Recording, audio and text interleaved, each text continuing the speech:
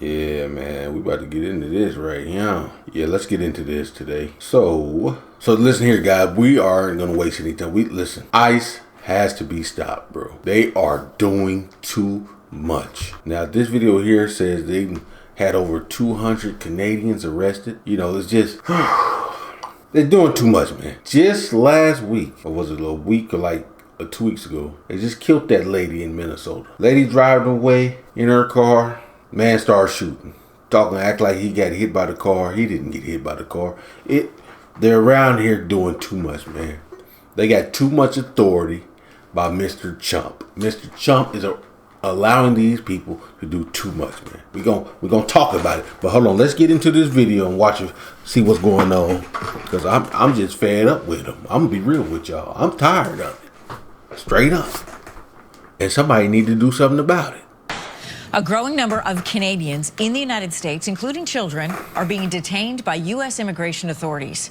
Recent U.S. government data shows more than 200 Canadians have spent time in ICE custody since January, marking a sharp increase to the estimated 130 Canadians held in 2024. So this comes as the Trump administration doubles down on its immigration policies.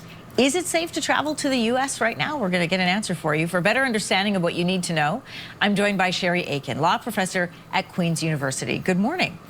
Good morning, Anne-Marie.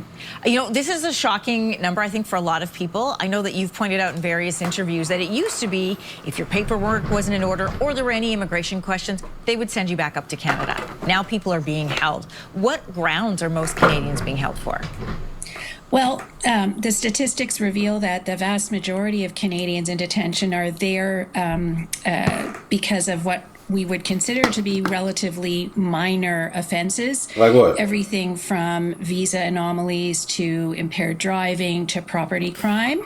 But certainly there are a percentage of Canadians in detention who have a criminal history. In some cases, a very long ago criminal history that didn't preclude them from entering the United States, but has now caught them in a dragnet.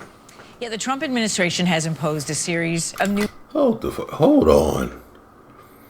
Now, are they arresting people because the people have a criminal history? So you have to go to jail for your criminal history? You have to be detained for stuff that happened a long time ago?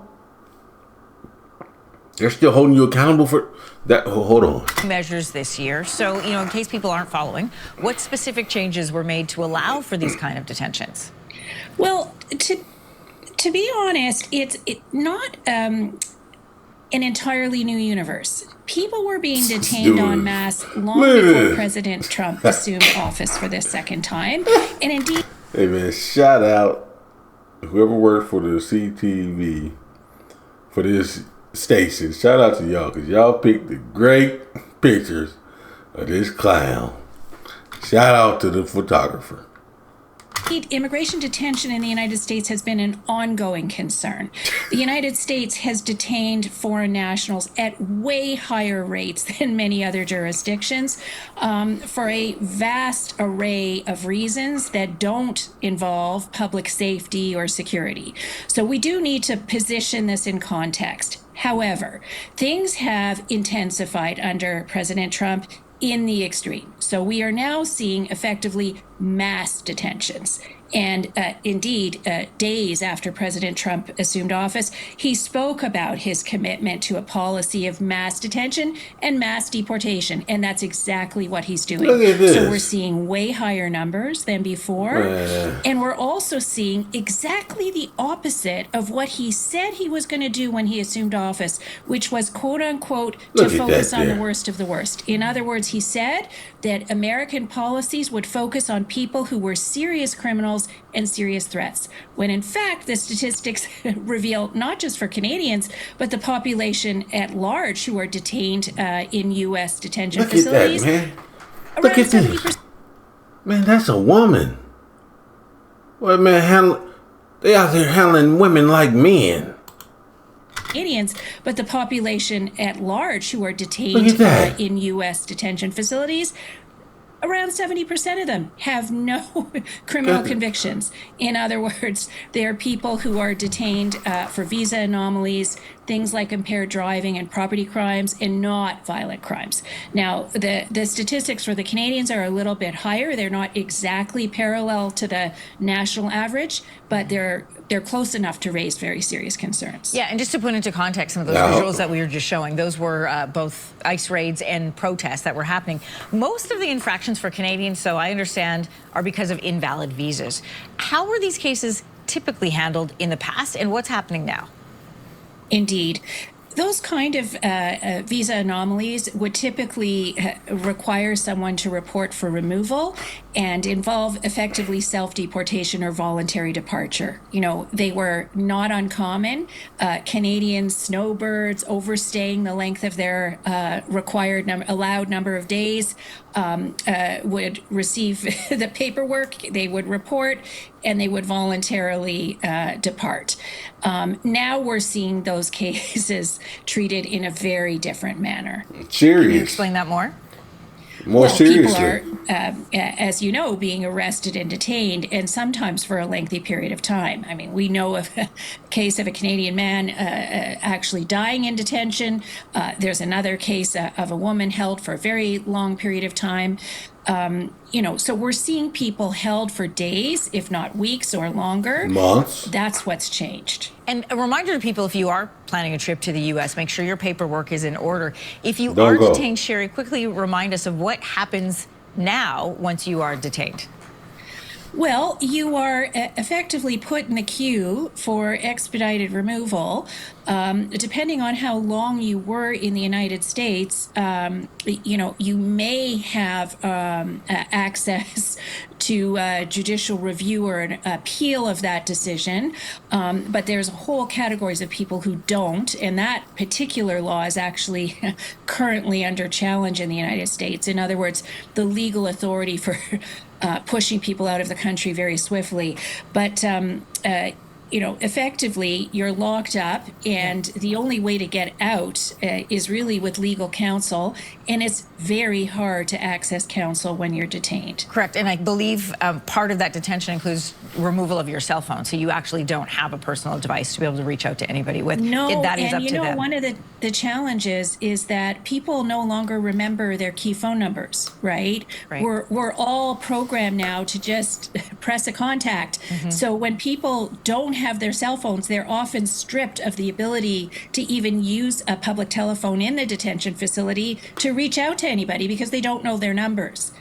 So it is actually a huge problem on a very practical devastating. level. Mm-hmm. Straight if you scary. are traveling, make sure your paperwork, your I's are dotted and your T's are crossed, or you could just do what Premier Ford is doing and skip travel to the U.S. this holiday season altogether. Sherry, thanks for joining us this morning. Absolutely. You're welcome. Don't go. If you like that video, make sure. I'm going to tell it straight to you. I'm going to give it to you straight. Don't go over there. Right now, it's too much of a hassle, and they're just doing too much. They're doing way too much, man. Do not go. There's nothing to go for, unless you have like a family emergency and you need to go over there to see somebody or that. But to go vacation and visit over there, do not go.